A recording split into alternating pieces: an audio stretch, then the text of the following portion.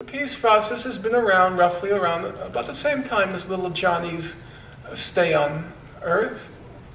They say it begins, usually people dated from September 1993, with the famous Oslo Accord, the handshake, and the whole thing. That's when the peace process is said to have begun. And 17 years have now elapsed. And day in and day out for 17 years, morning, noon, and night. The peace process, the peace process, the peace process. The peace process, like little Johnny, I'm going to be a doctor, I'm going to be a doctor. And we hear morning, noon, and night, the peace process. Some of you older in this room, remember the song, Sugar in the Morning, Sugar in the Evening, Sugar in the Summertime. Well, that's the peace process. In the morning, in the evening, in the summertime, the wintertime, fall, spring, the peace process. Okay, 17 years have now elapsed. A rational person doesn't judge by words. I'm going to be a doctor. A rational person judges by outcomes, results. So let's see. In 1993, when the so-called peace process began, there were 250,000 illegal Jewish settlers in the occupied Palestinian territories. 17 years later, there are 500,000 illegal Jewish settlers in the occupied territories. The number has doubled. Israel has annexed 42% of the West Bank for the settlements, nearly half of the West Bank. Looking at outcomes, looking at results, what has unfolded over the last 17 years is not a peace process. It's an annexation process.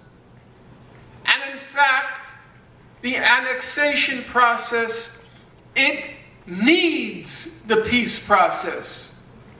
It's the necessary facade for the peace process. Why? Well, it's obvious. Every time Israel is asked to be held accountable for its settlement policy, what does it say? It says it will be resolved in negotiations in the peace process.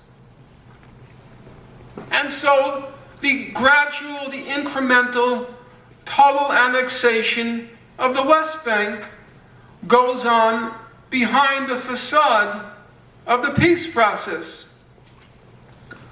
Well, some of you are saying, well, that may be true, but you have to give Mr. Obama credit, and you also have to give Mr. Netanyahu credit, because there was a settlement freeze beginning in November 2009.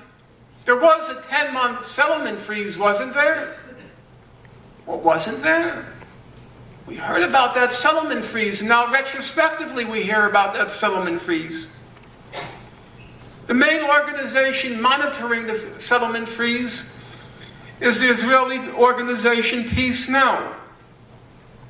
And it said, and I'm quoting it now, it was a fiction right from the outset. It was a fiction right from the outset. What happened? Mr. Netanyahu, yes, he announced a settlement freeze.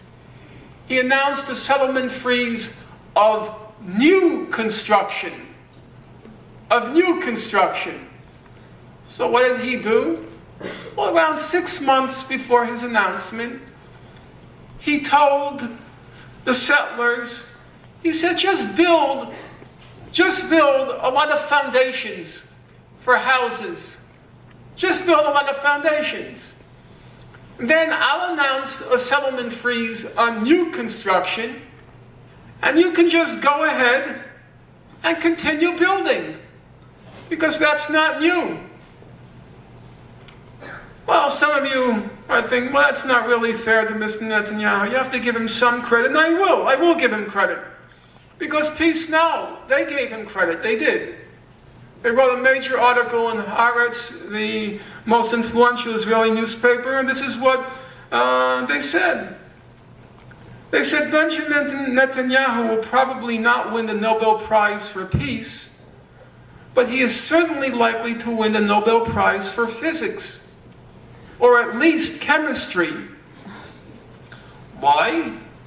Because Mr. Netanyahu discovered that contrary to what scientists had thought until now, water is not the only substance that expands instead of contracting when it freezes.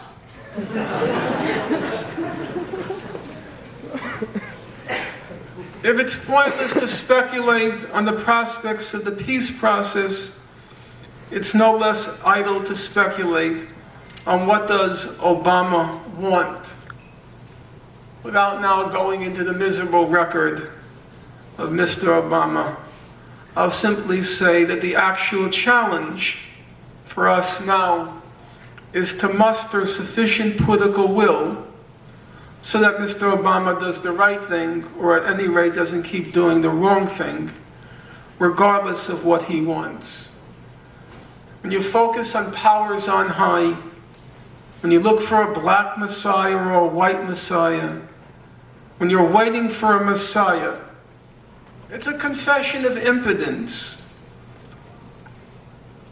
Now, I happen to be an atheist, but I still believe in the simple and fundamental truth of politics, that God helps those who help themselves. God helps those who help themselves. If we want to effect change, we want to achieve a just and a lasting peace, it's up to us to achieve that goal.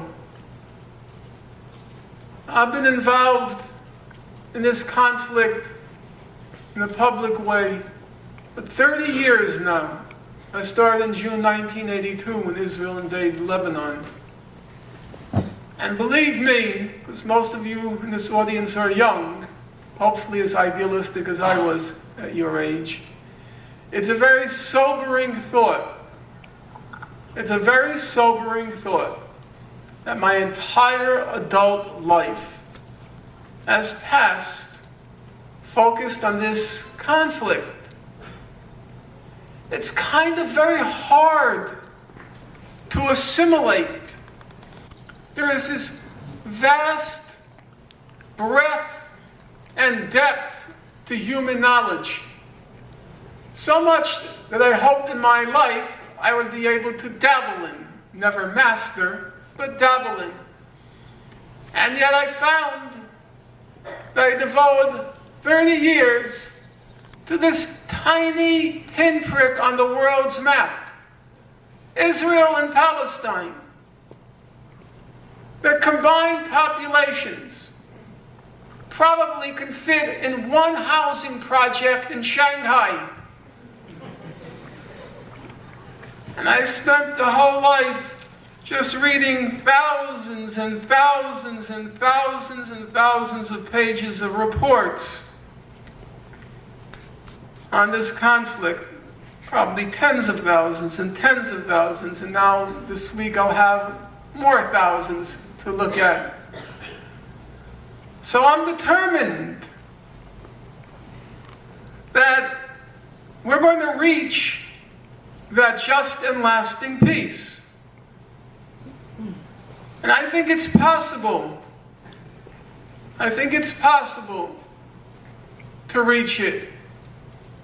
Because we have two formidable weapons. We have two formidable weapons. The weapons of truth and the weapons of justice. Now, I know that sounds a little bit old-fashioned, but I still believe that if we master those weapons of truth and justice, we can achieve our goal.